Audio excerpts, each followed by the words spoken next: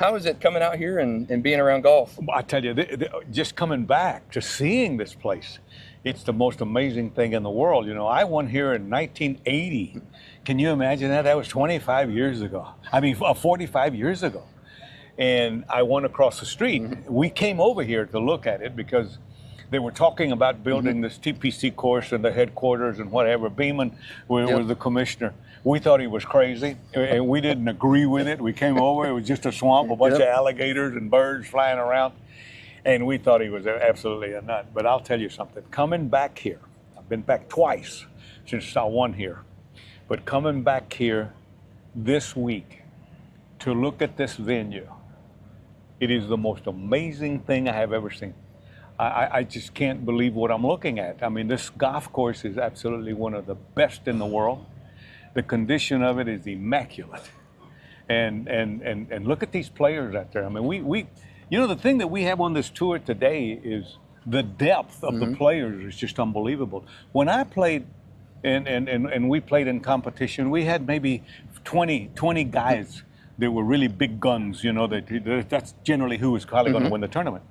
Now, I'm going to tell you, Scotty Scheffler allowed to get run over from the guy that is on 120. Yeah.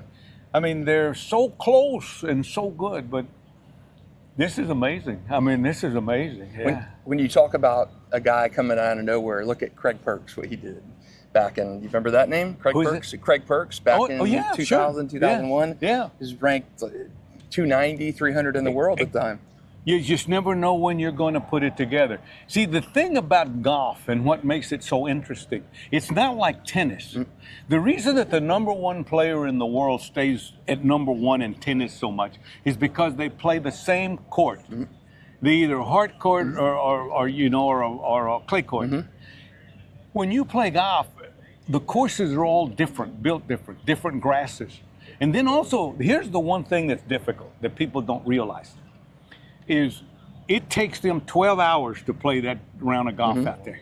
If you play first in the morning and the weather is absolutely perfect, and then the guy plays at 1 o'clock in the afternoon and the weather's blowing, the wind's blowing 40 miles an hour, the greens are bumpy, the guy that you should take your hat off to, and not only the guy, but also in the ladies tour, is the person that wins.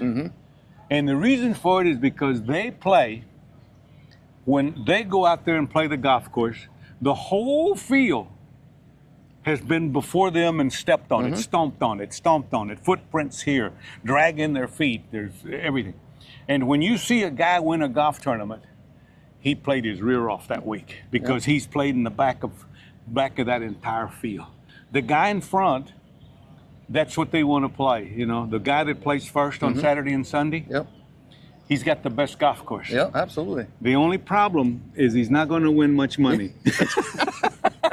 He starts drinking earlier. Yeah, because he's last. He starts drinking earlier. This is an event you've won. You've seen it in 2 different venues. Yeah.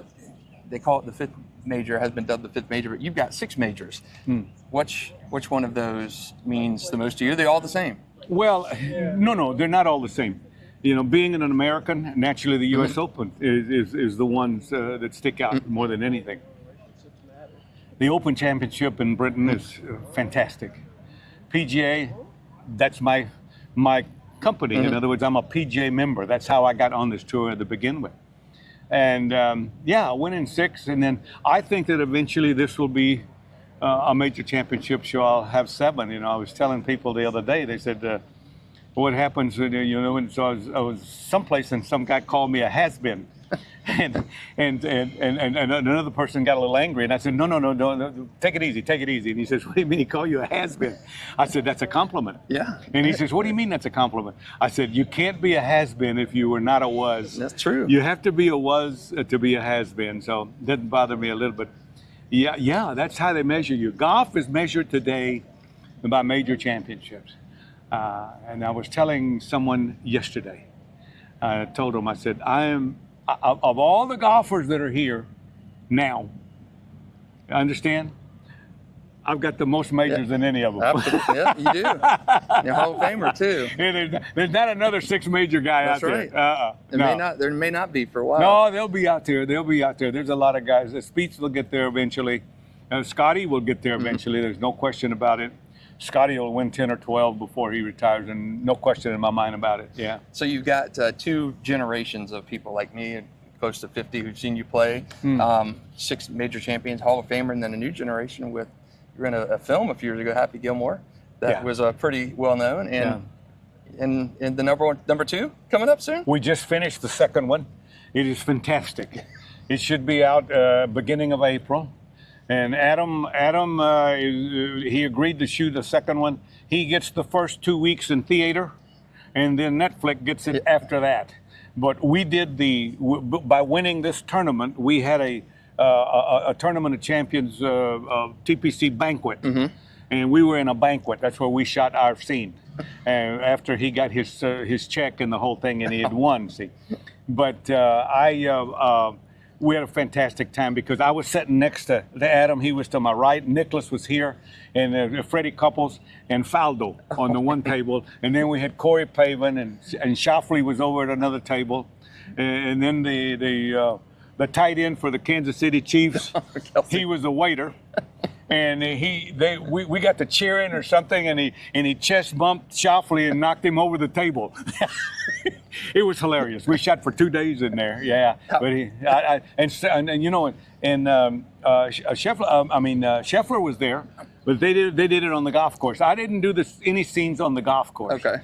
And they shot the scenes on the golf course before I got there, and then when we got there, we shot the Tournament of Champions inside the banquet room. Did you realize that first Happy Gilmore and being in there and your appearance in there would be so viral? I had no idea what the hell they were talking about, and that was 30 years ago. And I was in my home I lived down at Jupiter Island, and my manager called me and he said, someone called me that wanted to do 4 cameos with you. And I said, what are they paying? And he says, don't worry about it. I got the right price. And I said, well, where do you want to do it? And he said, well, I don't know. They're just looking for a parking lot. I said, how about PGA West? How about the PGA headquarters? So we went down there and got in a parking lot. And then they had the clowns thing on the concrete. And then he was over there supposed to have been playing the miniature golf, and he was cursing and throwing clubs, and I'm going like this, and they were just shooting me from here up, and then he threw the guy out of the tree, and I'm looking up, and I did the 4 cameos in about 20 minutes, and I got my money, and I still get residuals today. That's such an iconic role, and to be 30 years later, and it's back again. And I'm still getting residuals. It's not much, but you can buy a Coke. That's good. How cool? What do you think of the second one? Well, it doesn't make any difference about the second one. Everybody's waiting on it. Yeah. But I think it's going to be. But we got Scooter out of the insane asylum, so he's back. Scooter's back. It doesn't make any difference. I didn't see any of the other stuff. I just saw what we did in this banquet. It's hilarious. That's awesome. It's absolutely hilarious. Last one for me, playing across the street and then playing here. 2 different courses and the tournament player, right across the way when the tournament was there. You had the vantage point of seeing Sawgrass and across the way. Yeah. How crazy of a difference. At the time when we built this one and we played that one, that particular one was much more difficult. It was extremely hard because they have more of a swamp there, more water, and it's very narrow, and the wind gets to blowing a little bit. But over time, they have redid this golf course more and more. What they've done with this golf course, and they've done it in-house more or less, is they've put more mounds in. They look at the gallery. That's what's so great about this course, is they look at the gallery, where they're at, where they're standing. Can they see the green? That's important. And if they can't, next year when you come, there's a mountain there. See, they've built it up, so now you can stand there and see the green. The secret to having a golf tournament is that if you've got 100,000 people out here, they've got to be able to see the green. And they need to see over people. So if you have a hill, it's got to slope like a bleacher. It's got to go up where everybody can see, and that's what they've done here. I got the stadium. That's right. It's fantastic. Now with your residuals, you could have bought this course a few times over from what Beeman paid. Yeah, let me tell you, I couldn't buy that tent right there. Thank you so much, God man. bless you, Awesome. my Thank man. you, sir. All right.